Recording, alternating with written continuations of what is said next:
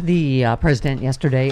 Jody, we were saying this, the suspect in the SUV attack that killed 5 and injured, 40-something. And he has been identified as a 39-year-old who posted bail recently on reckless endangerment charges.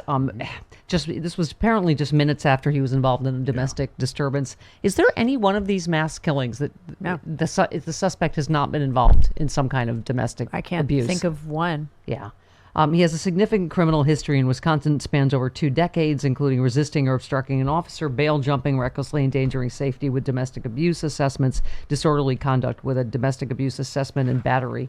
And I think it was with a car that he had attacked his ex. Yeah. All right. So we have, look at this. This would be my legal stack this morning. Yes, I think so. I was like, get me my legal lad. Even if he's from UCLA, even though I went to USC. Get me Professor Harry Litman. Good morning, Harry Litman. Good morning, Steph. Tough week for you, huh? Nice. Well played. I don't pay attention. Did a football team of some kind lose? I don't either. It was my last class at UCLA. I'm returning to UCSD next semester. He's still a UC person. Yeah. Oh, okay. Well. Go try. Okay, here is the amount of I give about college football. Let's move on. Go Bruins, sorry. So, Harry, we obviously, there's these new indictments for Roger Stone again, Roger Stone Redux, and Alex Jones. Mm-hmm. We're still waiting right on, I'm losing names now, Meadows and also Scavino. Yeah. Because, we were hoping that the Bannon indictment would be the first domino to fall, but obviously we're not seeing, that's what they're saying. The indictment of Steve Bannon has not broken the logjam of other Trump advisors who are disobeying congressional subpoenas. So you wrote a piece about this. Tell us your opinion on what will happen and what should happen. Okay. I mean, my take was that Bannon was, absolutely a lightning bolt and totally needed to happen. And if you imagined a world in which it didn't, Congress would be basically powerless.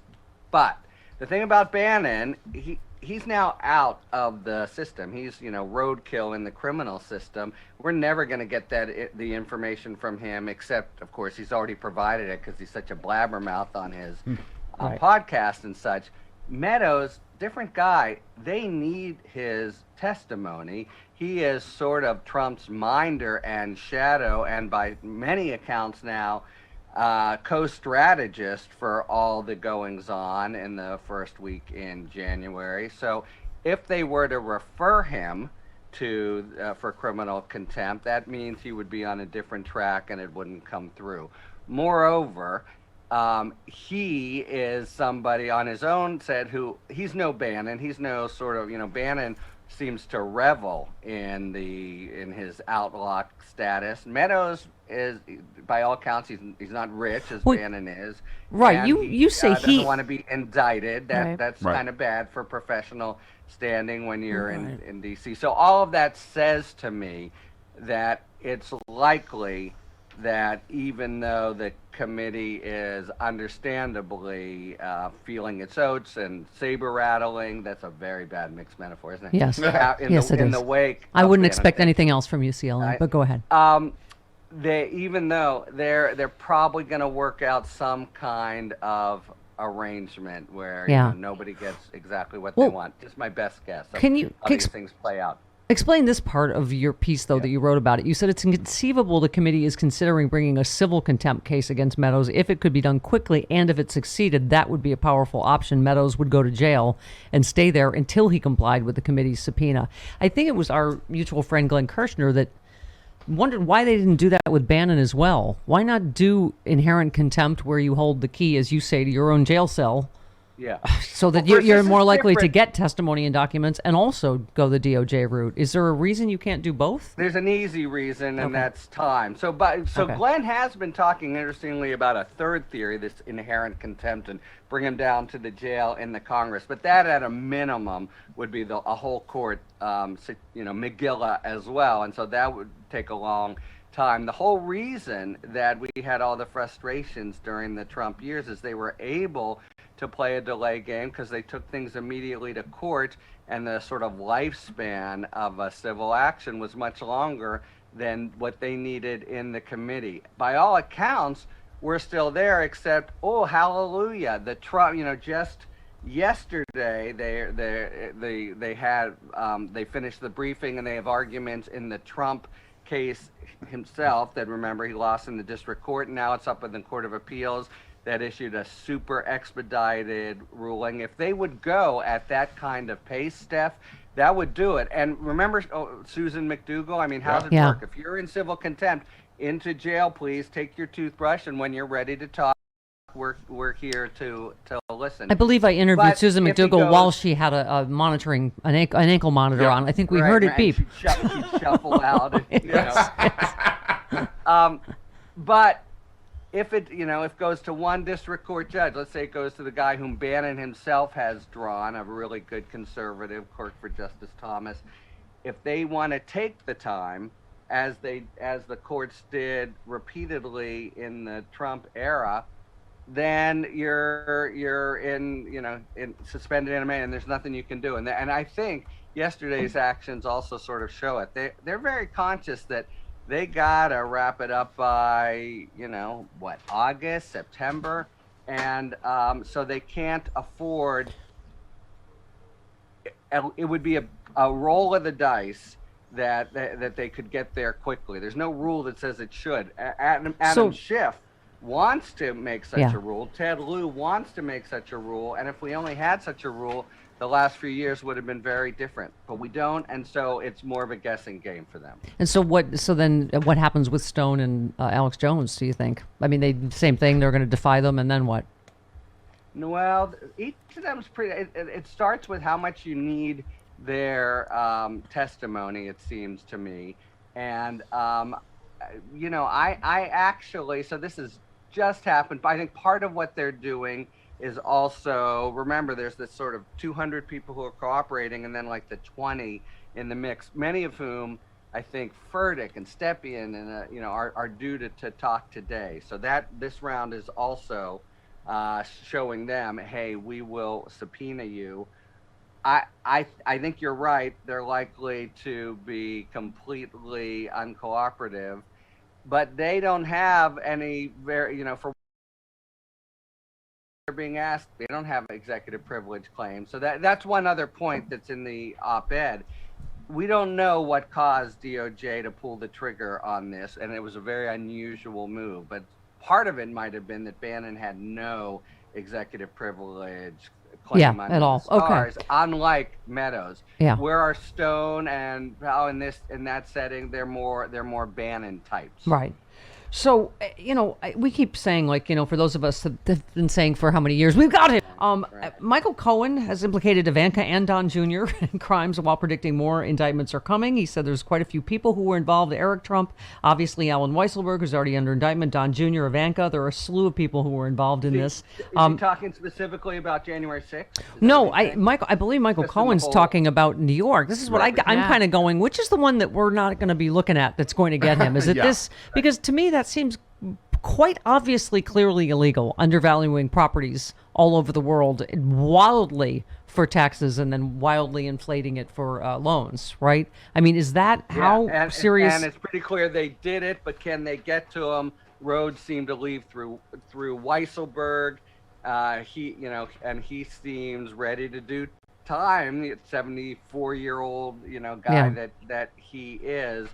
But that one has to hurtle to a conclusion soon, because Cy Vance Jr., who runs the office, has already announced he's out next. Are we November now? Yeah, I mean, he's out in 5 weeks, and he wants to make those final decisions. But right now, I think he's got, and what Michael's talking about, he's got a good stuff on the Trump organization, that's not the same as Trump.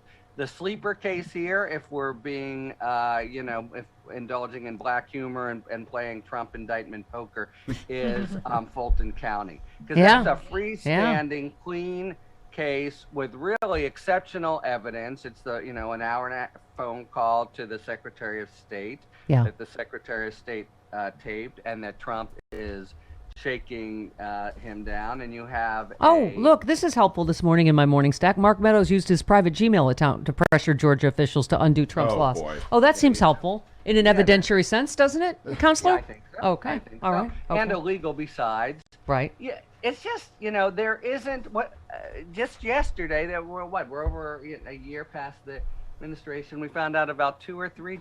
They operated. It was a complete organized continuing criminal enterprise. How? So no surprise there. And but that goes back to what I was saying about Meadows.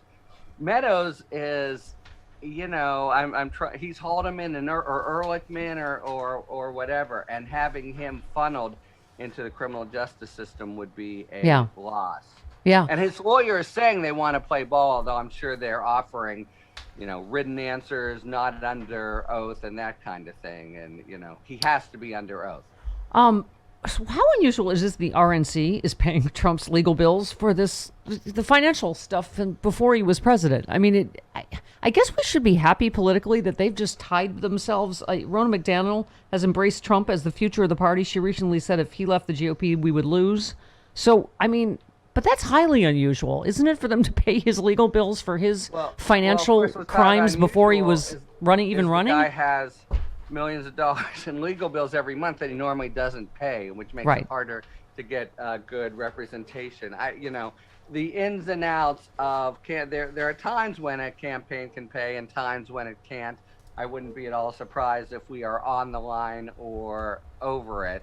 We just found out among the 5 indicted yesterday. Stone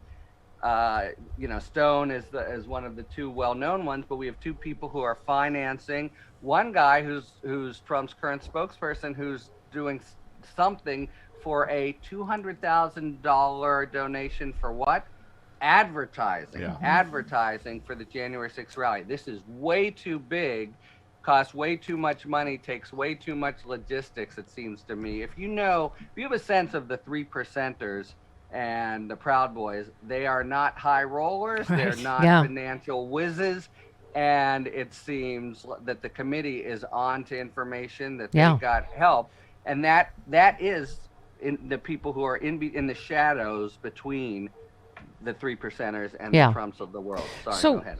Harry, before we got to get to the Ahmaud Arbery lynching, let's just say it like it is. Obviously, we're still reeling from the disappointment of vigilante justice getting the thumbs up in the Rittenhouse trial. But you said first thing you're taught in trial lawyer school is not to over-assert in your opening, i.e. not to say things the evidence won't show. Example, there's a probable cause but to believe Arbery had committed a crime. Defense is now caught in that trap. Will the jury remember, and how will it dig out?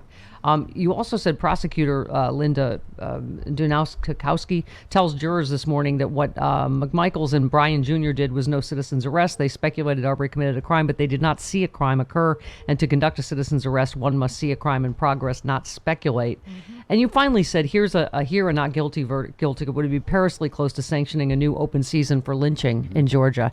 This case seems so clear to me. That I just can't. First of all, they didn't even say they're making a citizen's arrest. Right. They had no right to make a citizen's arrest. They, asked him 3 times. 3 times he said, "I don't want to talk to you." I mean, I don't know how else. And it seems to me the prosecutor is doing a very good job. What is your take on what's going to happen there? Yeah. So she is. She really is splendid. She's methodical, but which is all the first thing for a prosecutor, because you've got to cover all bases. Anything could be the reasonable doubt. But she's organized. She's down to earth. If any, she's all has a folksy quality. She's occasionally showing flashes of outrage and passion. She's really, really solid. But look, there are 7 charges. They're a little complicated, from felony murder down different kinds of intent. Yeah. And we're not in the room, and I don't want to pretend to have seen all the evidence, but yeah, it seems that way to me too from the start. The first encounter, it's a joke to say that it's a citizen's arrest, and if they somehow could skate by on that. Then we really are saying, and vigilante, Rittenhouse. I understood the verdict better, but it is a kind of sanction of vigilantism, and with all the other crap afoot in the country and how it plays into and also gun this rights and rage, protecting of property that it's a bad right. deal, It's this protecting of property. In the Rittenhouse case, no one asked him to protect effing anything. Right. And in the Aubrey case, he wasn't stealing anything or doing anything. Like you got to grab a shotgun and chase a guy because you think he might have I mean, it's just the whole thing is the mind reels about three black guys, making a citizen's arrest of a white guy running through their neighborhood, right? I mean, it's right. That's the theme that people are tiptoeing about. But Rittenhouse people said repeatedly, look, just do the thought experiment where he's a black 17-year-old and says, and are they giving him sandwiches and thanking him? No. And now do the thought experiment. It's obvious that.